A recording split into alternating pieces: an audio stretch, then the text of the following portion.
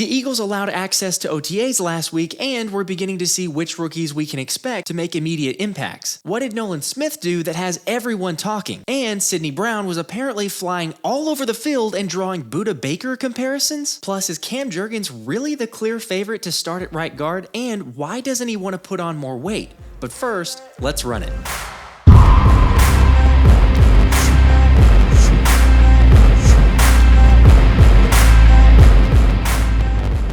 What's up, guys? I'm Josh and I cover the birds. First off, a big congratulations to Devonta Smith and his girlfriend Maya, who announced on Instagram that they are expecting a baby girl. I know a lot of you have been very high on expectations for Devonta, as have I, but I think this just seals it. Go ahead and mark your cheat sheet for fantasy that you need Devonta Smith, because as we all know, dad strength is real, and now we'll have Dad Vontae next season.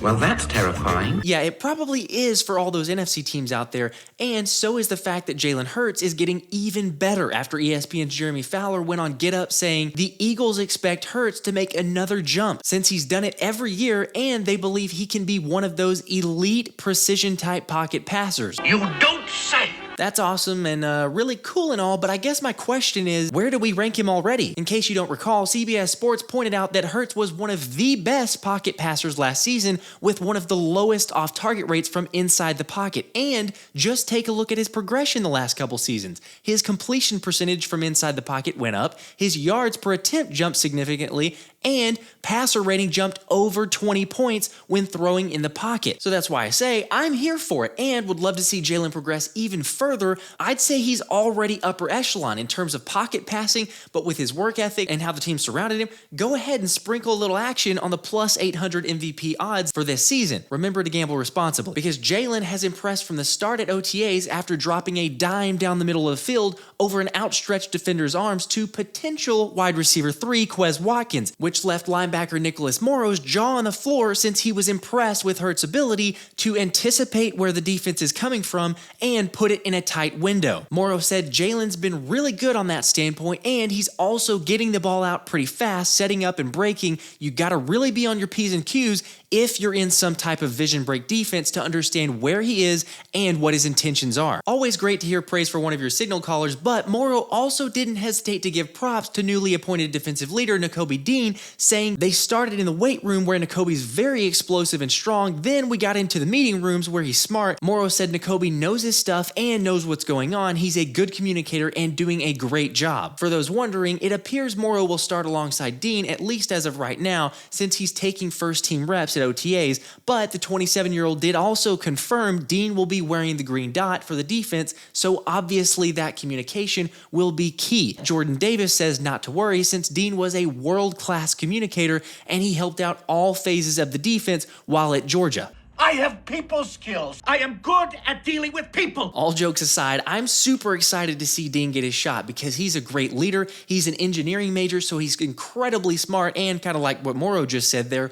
but also he's got a chip on his shoulder. He's got something to prove. Of the 31 teams that passed on him, I think he's going to have a really strong season. What do you guys think? Okay, while we're talking about OTAs and other Georgia players, Nolan Smith was super impressive, and Elliott Shore-Parks pointed out the idea that Nolan Smith is undersized is hysterically wrong when you see him on the field around other players. But it wasn't only his size that stood out, with Jimmy Kempski of the Philly Voice saying Smith's energy was unmissable, as his role was to rush the passer at the snap, stop when he got close to the quarterback, and then trail the play from behind. With the Eagles' top 4 edge rushers not in attendance, Smith played almost every single rep of the day, and he was in a full sprint chasing plays down, sometimes like 40 yards down the field. One of those plays, according to Brandon Lee Gouton, was when Smith ran down the field to be one of the players stripping at the ball that Dallas Goedert had caught, and afterward the two exchanged words, but to be clear, it wasn't heated or anything. Hey, have I told you look really nice today? Although it's not every rookie who goes up to an established player like that, so kind of speaks to Smith being that bring it on every single rep type of player who might be best described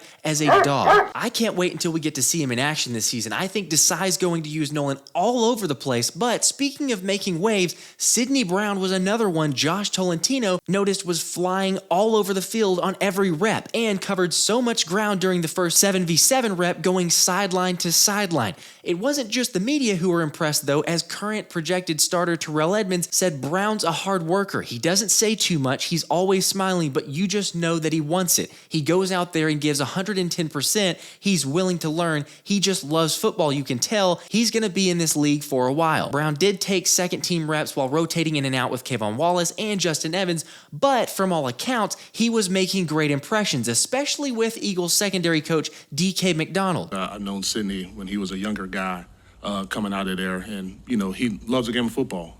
He does, and he works hard at it. He prepares, he asks tons of questions.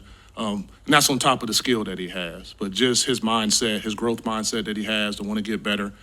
He's never pleased with where he's at, and those type of things draw you to guys. Because you know guys who have that type of mindset, man, they're always going to work hard to try to improve, and that's what he does every day. So he's fun to work with. I like it. I know he's not listed as the starter right now, but I can't wait to see how Brown progresses throughout training camp, and it wouldn't be too surprising if he ended up getting the starting job, since a little birdie told John McMullen that the Eagles see a lot of Budda Baker in Sidney Brown. What? I don't know. I guess if that's true, it means the article from ESPN a couple days ago listing out Philly as the best landing spot for Budda Baker doesn't carry as much weight anymore. I've said it before and I'll say it again. I love this rookie class and I really can't wait to see how guys like Brown develop, but I also think Budda would totally be worth it if Howie can get a deal done. Adding a known commodity to this defense the way it's already structured would be the cherry on top. But on the flip side, you could argue Reed Blankenship has already earned the starting job from his time filling in for C.J. Gardner-Johnson after he went down with an injury last season, because he's never satisfied and always improving. Blankenship says, nothing has changed. I love the game and I'm gonna play it as long as my body allows me to. Rent is due every day. That's what Sirianni talks about. No matter what position you're in, I haven't felt like I've arrived yet. I'm still staying humble, staying healthy, and that's gonna last throughout my career. Reed went on to say that he continues to pick the brains of Darius Slay and James Bradbury so that he can anticipate what's coming more quickly and be more attentive. Oh boy, so you actually learned something today? What do you guys think? I feel like there's a couple pretty good options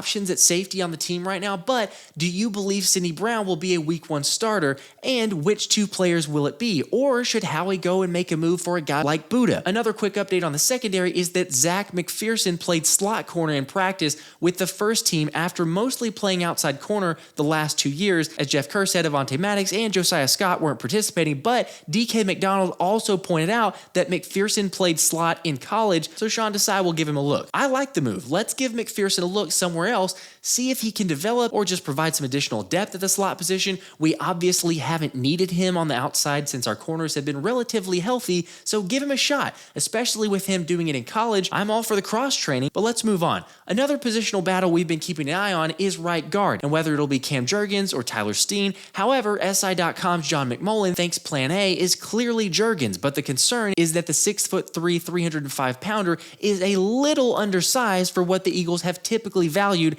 at that position under Jeff Stoutland, to which Jurgens said in his OTA presser that he realizes he's not a 350-pound Landon Dickerson, but will try to get somewhere around 310 to 315, and he'll just have to go to his strengths, since he just wants to be an athlete in any spot he is and isn't particularly looking to fit a pizza cutter mold of whatever a right guard is supposed to be. He just wants to be a good O-lineman. It's worth pointing out that Jurgens took the first team reps at right guard and some at center, which is providing a huge benefit for Jurgens, where he can get a better understanding of Kelsey's expectations on how a guard should take a block. But I don't know, it still wouldn't completely surprise me if Mean Steen landed the starting role by week 1. How about you guys though? One potential we may be looking at after the first couple of days is who the punter will be, since the early leader in that battle is Aaron Siposs, as he had significantly better hang time in the punch Jeff Kerr watched, and Nick Sirianni was taking note too. Unfortunately for Legatron, Ty Zentner, the day featured one bad snap and another shankopotamus, which left Jamie Kempski saying the day was decisively won by Siposs. Those are rookie numbers in this racket. You know, competition is a good thing, so perhaps this allows Siposs to take his game to another level, or maybe we're just overreacting after one practice. But how are y'all feeling with the punter situation?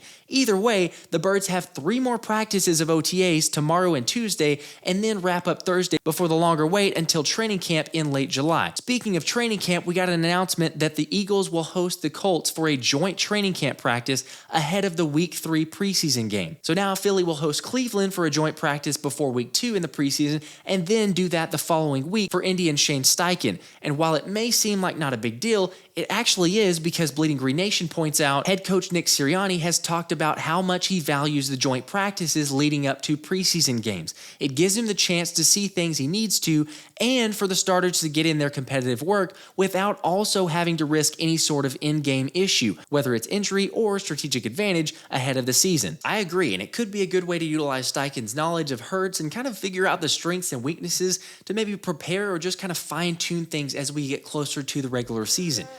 It'll get here eventually. This has been the Philly Special.